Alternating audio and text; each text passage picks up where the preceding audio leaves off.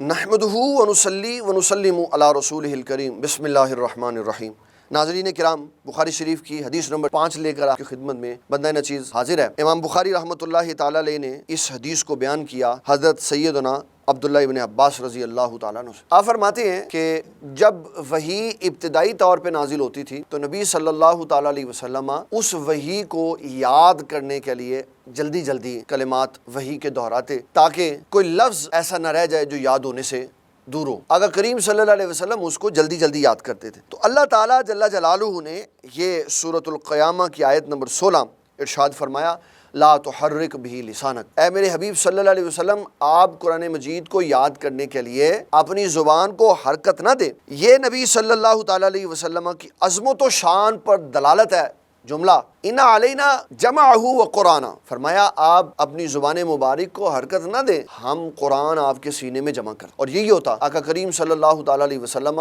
آپ وحی جب اتر رہی ہوتی تو اس کو سنتے، اور جب وحی کا نزول ختم ہوتا تو آپ کو اللہ تعالیٰ نے ساری آیات یاد کروا دی۔ یہ اس لیے وضاحت کی ضرورت ہے کہ ایک دو باتیں یا ایک دو آیات آسانی سے یاد ہو جاتی ہیں، اور کسی بھی قوی ذہن والے کے لیے یہ مشکل نہیں ہے، اور پھر امام الانبیاء علیہ السلام۔ لیکن جب بات آئے گی زیادہ آیات کی، جس طرح سورہ یوسف ساری نازل ہوئی اور اتنی بڑی سورت، اس کو ایک ہی بار سن کے یاد کر لینا، یہ خاص اللہ تعالیٰ کی عنایات میں سے ایک عنایت تھی کہ اس نے اپنے حبیب کریم صلی اللہ تعالیٰ علیہ وسلم کو وہ عقل سلیم عطا فرمائی، وہ قوت حافظہ عطا فرمایا کہ آپ نے حضرت جبرائیل علیہ السلام سے جو بھی بات سنی، چاہے وہ ایک لمحے کے لیے سنی،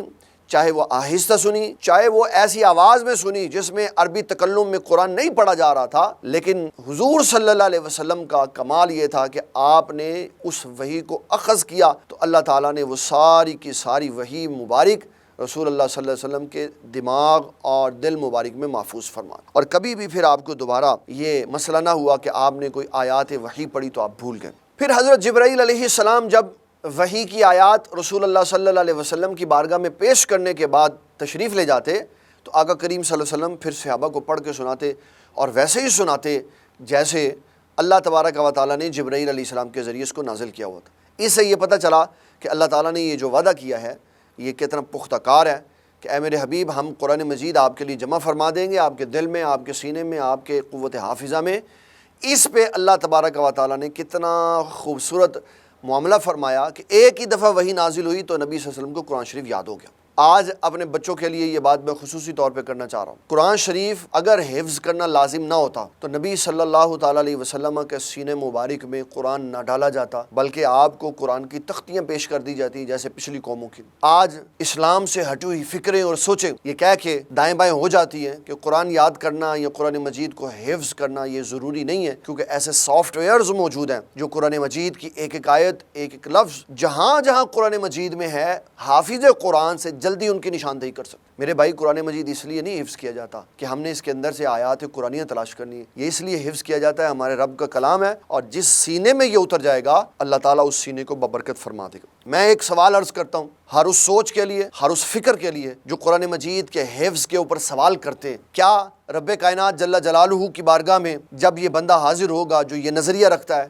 کہ قرآن نہ یاد کرو کیونکہ سافٹ ویئرز موجود ہیں، آیت تلاش کرنی آسان ہے، جب یہ بندہ اللہ کی بارگاہ میں جائے گا اور اللہ تعالیٰ اس کو کہے گا اے میرے بندے تو مجھے قرآن سنا، تو کیا یہ اللہ کی بارگاہ میں یہ سوال کر سکتا ہے کہ مولا کریم وہ جو سافٹ ویئر تھا وہ تو دنیا میں رہ گیا، میرا آئی پیڈ، لیپ ٹاپ اور موبائل جس سے میں آیات قرآنیہ تلاش کرتا تھا وہ تو زمین پہ رہ گیا۔ وہاں صرف کامیاب وہ بندہ ہوگا جو رب کائنات جل جلالہ کے اس سوال پر کہ کون ہے حافظ قرآن جو مجھے شروع سے آخر تک قرآن سنائے، اور اس کے لیے پھر ایک تخت لگ جائے گا اور دو روحانی اس کے ساتھ پڑھ لگ جائیں گے، اور جوں جوں وہ قرآن پڑھتا جائے گا وہ اوپر کی طرف چڑھتا جائے گا، اور جب وہ قرآن مجید کی تکمیل فرمائے گا تو رب کائنات جل جلالہ ارشاد فرمائے گا یہاں سے لے کے وہاں تک کی ساری جنتیں میں نے تجھے الاٹ کر دی۔ لہٰذا اس سوال کے جواب میں مس گائیڈ مت ہوں، اپنے بچوں کو قرآن شریف ضرور حفظ کروائیں، اور قرآن شریف حفظ کروانے کی ایک بہت بڑی نعمت یہ ہے کہ رسول اللہ صلی اللہ تعالیٰ علیہ وسلم ارشاد فرماتے قیامت والے دن اللہ تعالیٰ جل جلالہ حافظ قرآن کے